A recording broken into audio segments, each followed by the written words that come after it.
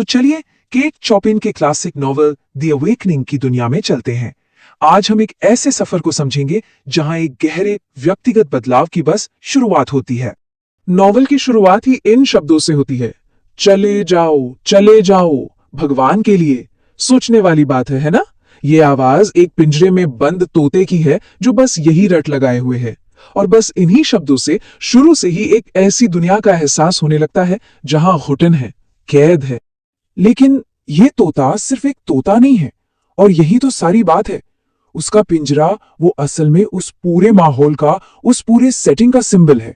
हम बात कर रहे हैं ग्रैंड आइल की, जो 19वीं सदी के आखिर का एक बड़ा ही शानदार क्रियोल रिजॉर्ट था। मतलब एक ऐसी जगह जो देखने में तो बिल्कुल जन्नत जैसी है, लेकिन अंदर से एक घुटन भरा पिंजरा। और इसी सुनहरे पिंजरे में हमारी मुलाकात होती है मेन कैरेक्टर एडना पॉन्टिलियर से। एडना एक ऐसी दुनिया में रहती है जहां सब कुछ मर्द तय करते हैं, एक पैट्रियार्कल सोसाइटी। और हमें उसकी ये जिंदगी ज्यादातर उसके पति लियोन्स की नजरों से ही दिखाई जाती। ये कोट तो सब कुछ साफ साफ कह देता है ना? लियोन्स के लिए एडना उसकी लाइफ पार्टनर नहीं, बल्कि एक कीमती चीज है, एक प्रॉपर्टी है जिसका वो मालिक है। मतलब उनका रिश्ता पार्टनरशिप का नहीं, बल्कि पूरी तरह से मलकियत का है। और यहां हमें पहली दरार दिखती है।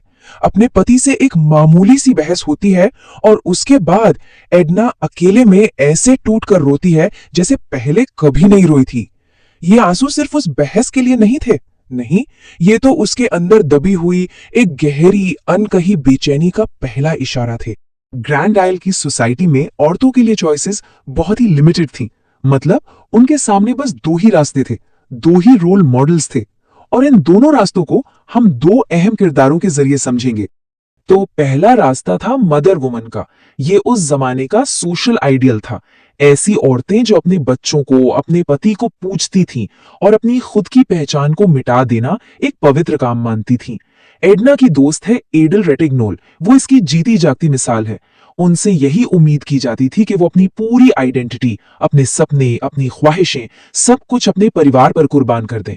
और यहाँ दोनों के बीच का फर्क बिल्कुल साफ दिखता है। एडना इस मदर वुमन वाले सांचे में फिट ही नहीं बैठती। एक तरफ एडल है जो इस रोल को पूरी तरह से जी रही है, वहीं दूसरी तरफ एडना है जिसे अपनी शादी एक एक्सीडेंट लगती है, और वो जानती है कि वो अंदर से नेचुरली एक मदर वुमन नहीं। फिर आता है दूसरा रास्ता जो मदर वुमन से एकदम अलग है, आजाद आर्टिस्ट का रास्ता। इस रास्ते की मिसाल है मैडेमोसील रेज। वो आजाद तो है, लेकिन इसकी कीमत उन्हें सोशल एक्सेप्टेंस खोकर चुकानी पड़ती है। देखिए, उन्हें रूड माना जाता है, अकेला समझा जाता है, लेकिन वो अपने आर्ट के लिए, अपने पैशन के लिए पूरी तरह से डेडिकेटेड और सच्ची हैं। वो एडना के लिए एक जीता जागता सबूत है कि एक अलग तरह की जिंदगी भी मुमकिन है, भले ही वो सोसाइटी की नजरों में कितनी भी मुश्किल और अकेली क्यों ना हो। तो एडना इस सुनहरे पिंजरे में कैद है, और फिर दो चीजें उसकी जिंदगी में आती हैं जो इस पूरे बदलाव की वजह बनती है, जैसे एक कैटलिस्ट। पहला, रॉबर्ट लेब्रून के साथ उसका रिश्ता, और दूसरा, समंदर से उसका लगाव। रॉबर्ट के साथ एडना का रिश्ता उसके पति के साथ वाले रिश्ते से बिल्कुल अलग है, एकदम ऑपोजिट।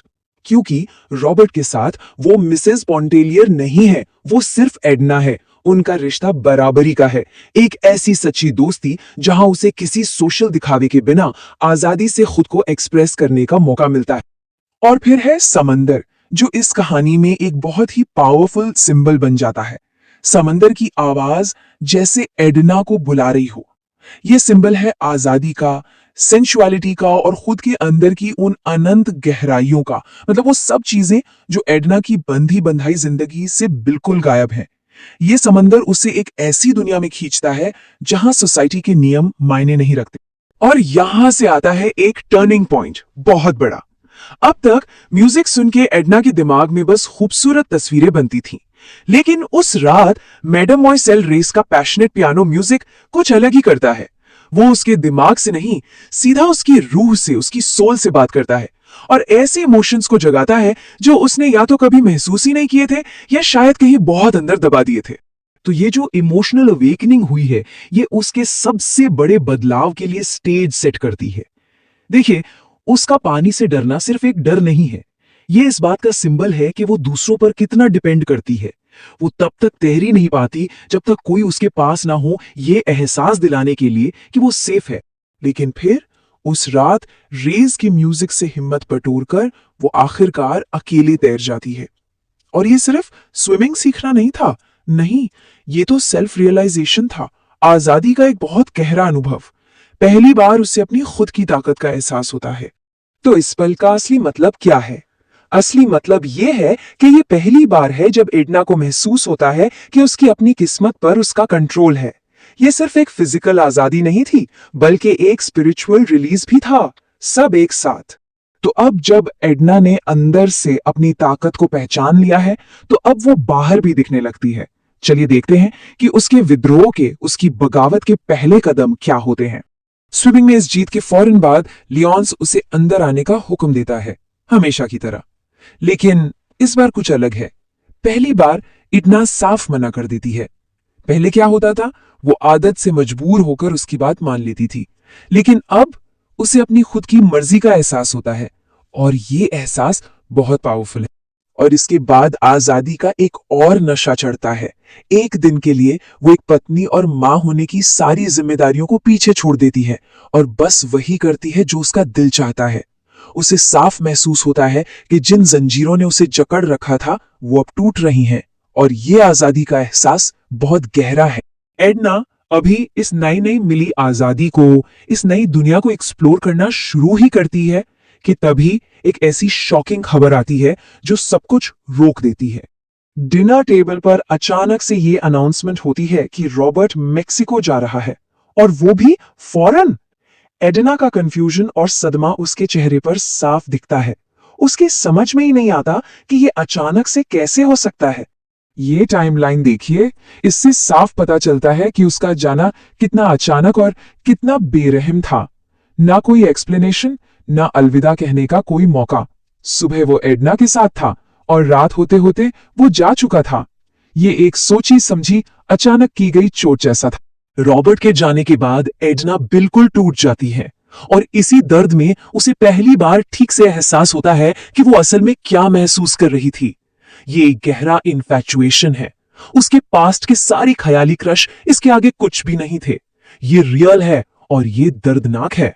और यहीं पे एक बड़ा सवाल खड़ा होता है। एडना ने अभी अभी अपनी ख्वाहिशों को, अपनी आजादी को पहचानना शुरू किया है, लेकिन उसकी इस अवेकनिंग का, इस जागृति का पहला एहसास ही उसे नुकसान और दिल टूटने के रूप में मिलता है। तो सोचिए, क्या होता है जब आजादी का पहला स्वाद ही दर्द का हो? ये एक बहुत पावरफुल और बेचैन करने वाला सवाल है जो हमें कहानी के आगे के सफर के लिए तैयार करता है।